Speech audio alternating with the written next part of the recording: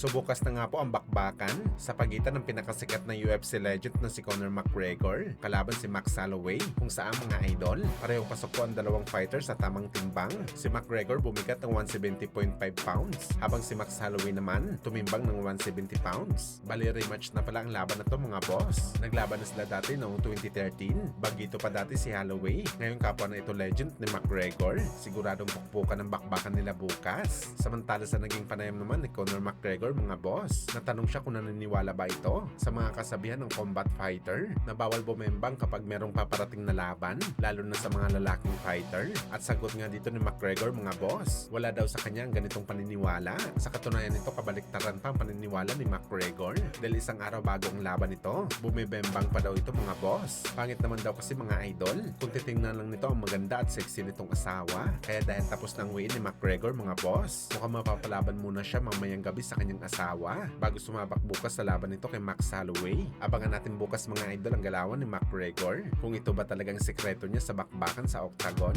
na nagdala sa kanya bilang legend sa UFC.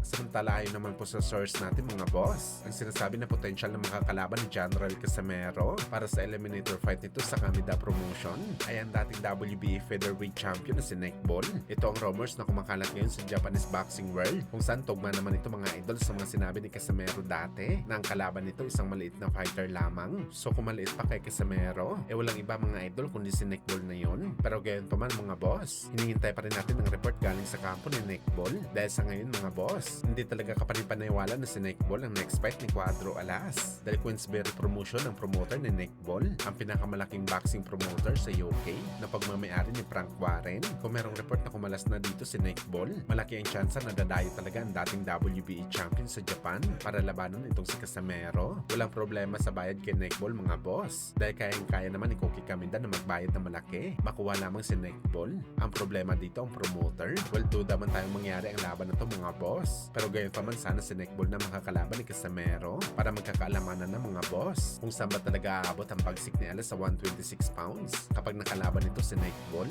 o baka dito natin masasabi mga idol na pang super bantamweight fighter lang talaga ang angas ng Pinas.